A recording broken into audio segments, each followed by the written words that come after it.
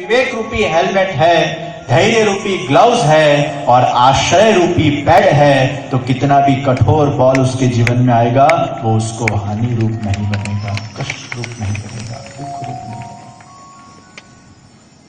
तो महाप्रभु जी ने कहा त्रिदुख सहनम धैर्य।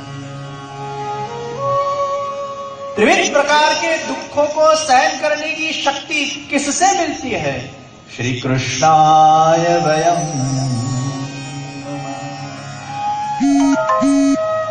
वो भगवान श्री कृष्ण के आश्रय से, भक्ति से, सेवा से, कथा के नित्य श्रवण से तीनों दुखों को सहन करने की शक्ति व्यक्ति के अंदर विद्यमान होती है।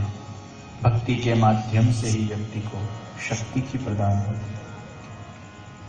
तो पुष्टि मार्ग में कोई प्रलोभन नहीं है, कोई टोटके नहीं है, बस स्वीकार है। और ये स्वीकार भावना जब व्यक्ति में प्रकट हो जाती है उसका जीवन शांत हो जाता है।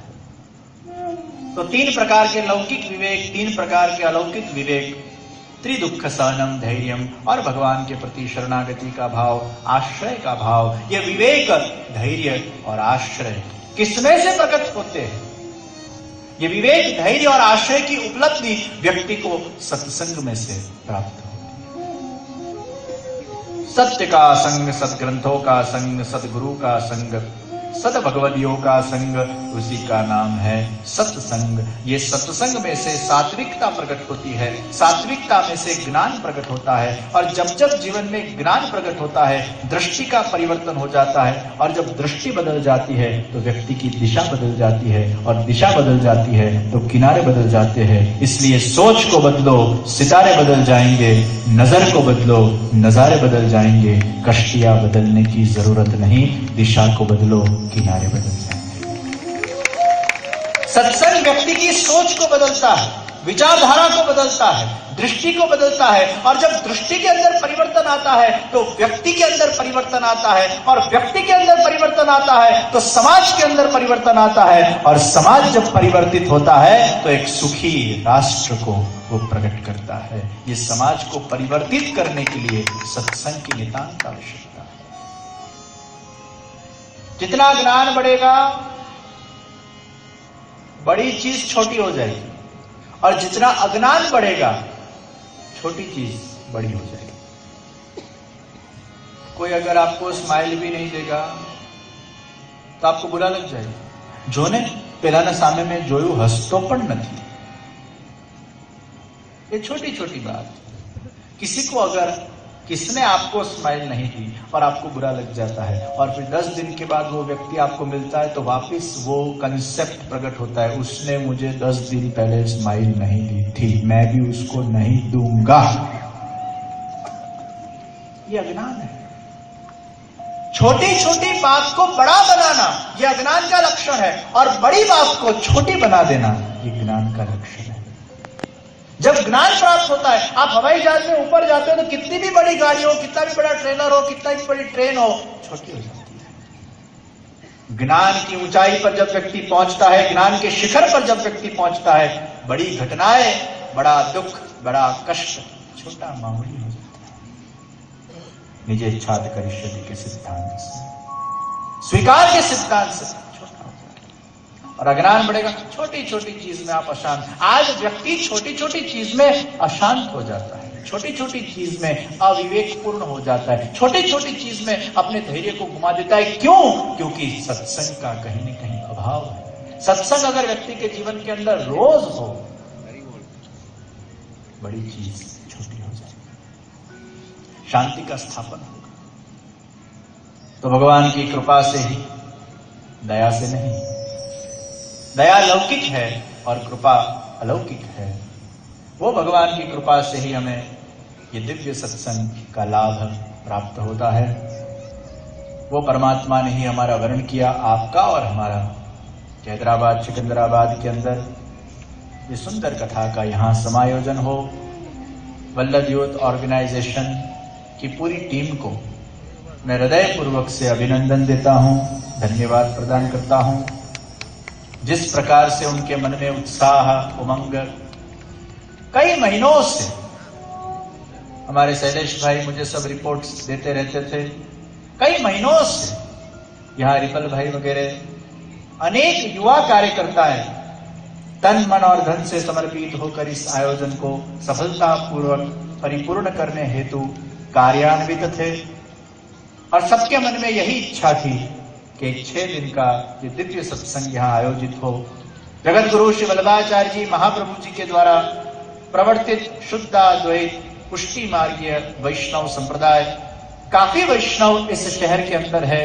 बहुत साल पहले शायद यहाँ कोई वल्लभ कुल के सुमुख शायद कथा का आयोजन हुआ था। पूजनीय श्री जी की कथा बहुत साल पहले यहाँ हुई थी, लेकिन वर्षों हो गए उस बात को। उसके पश्चात यहाँ ऐसा कोई पुष्टि मार्गीय वैष्णव संप्रदाय का कोई बड़ा आयोजन नहीं करने में आया था। लेकिन ये सभी वल्लभ यूथ ऑर्गेनाइजेशन के युवा बंधुओं ने, सौराष्ट्र पटेल समाज और अन्य काफी समाजों के संगठित होने से, विशेष रूप से मारवाड़ी समाज के जुड़ने से ये सभी समाज एकत्रित हुए और सबने एकत्रित होकर ये सुंदर आयोजन को यहाँ समायोजित किया। वो सभी कार्यकर्ताओं को मेरे अंतर के मंगल शुभाशीष आज के कथा के प्रारंभ के दिन मैं विशेष रूप से प्रदान करता हूँ।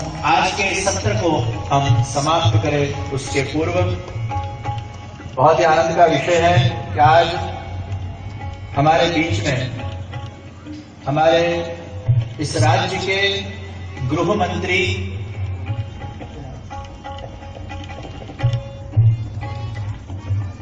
इसने नाम नहीं लिखा,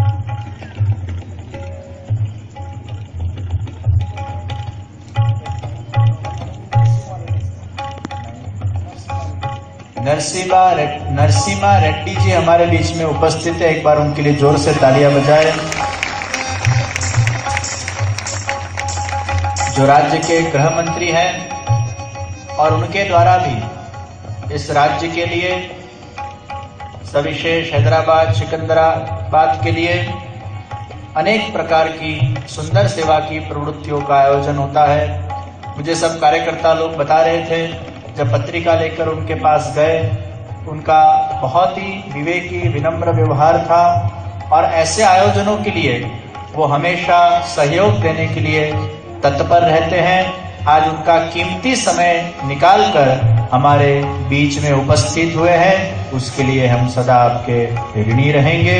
भगवान आपको बहुत शक्ति दे, उनकी विशेष अनुकंपा आपके जीवन पर हो और ऐसे ही समाज के और राज्य के और राष्ट्र के अनेक सुंदर कार्य भगवान आपको निमित्त बनाकर करवाते रहे। ऐसे मेरे हृदय पूर्वक की आपको शुभेच्छा शुभाशीर्वाद प्रदान करता हूँ। आइए भाव से प्रभु का जय जयकार करके आज के सत्र को हम समाप्त करेंगे। कल ठीक 3:15 बजे इसी मंडप के अंदर श्री कृष्ण चरितामृत कथा का हम शुभारंभ करेंगे और 5 दिन की ये हमारी यात्रा, कल नंद महोत्सव का प्रसंग है, कृष्ण जन्म का प्रसंग है। हम सब केसरी वस्त्र को परिधान करके ये पूरे मंडप को केसरिया वातावरण के अंदर बनाकर उस केसरी वातावरण का अनुभव करेंगे। तो केसरी वस्त्र परिधान करके कल हम यहाँ नंद महोत्सव की कथा को श्रवण करने आएंगे। आइए भाव से बोल श्री कृष्ण कन्हैया, श्री वल्लभाधीश की, श्री गिरिराज धरण की, श्री यमुने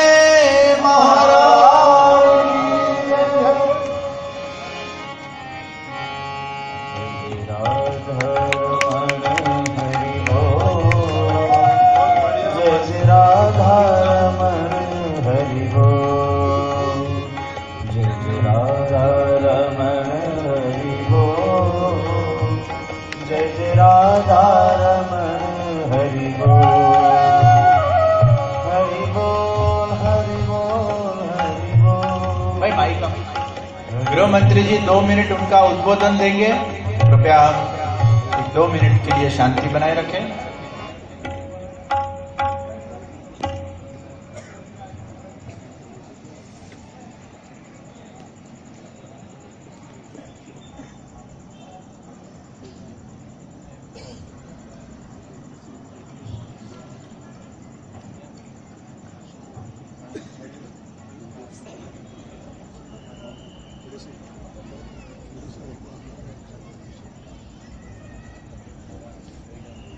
आज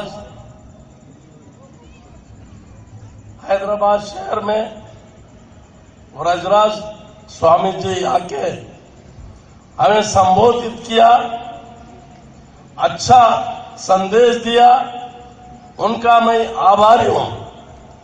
क्योंकि इंसान को स्वच्छ बनाना, ऐसे संदेश से आदमी भटकता नहीं, सही रास्ते पे चलने का कोशिश करता है। जब आदमी सही रास्ते पे चलता है और स्टेट भी अच्छा चलता है, समाज भी अच्छा चलता, समाज को सुधारने वाला ही ऐसे स्वामी जी लोग अच्छा ऐसे संदेश देके और हमारा समाज को सुधारे। आज बहुत अच्छा संदेश दिए, वो संदेश सुन के हमारे आनंद हुआ है।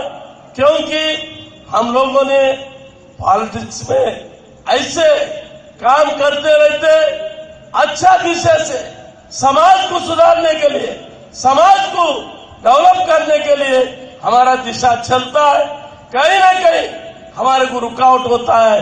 ऐसा स्वामी जी लोग का संदेश अगर होता है, हम सही रास्ते में जाने का कोशिश करेंगे और इससे देश का भला होगा, राष्ट्र का भला होगा, जनता का भला होगा। हम चाहते हैं जनता का भला चाहिए, समाज में बदलाव आए, समाज को सुधारे। कोई ऐसा संदेश के जरिए लोगों को चेतना है, उस चेतना से हमारा समाज सुधर जाए, हमारा अच्छा रास्ता चले, इससे हम लोगों के लिए सबके लाभ होगा। इतना ही मैं कहते हुए हमारे मारवाड़ी गुजराती समाज के लोग ऐसा संदेश का आयोजन किया, मैं नमस्कार करता हूं। अच्छा काम किए, हमेशा करो, हमारा गवर्नमेंट आपके साथ है, हम आपको पूरा साथ देंगे, हमेशा हम अच्छा रास्ते में चलने का कोशिश करेंगे। इतना बोलते हुए मैं आपको धन्यवाद करता हूं, मुझे 4 बात बोलने का मौका दिया, और महाराज जी को भी धन्यवाद करता हूं, अच्छा संदेश दिए। थैंक यू सब।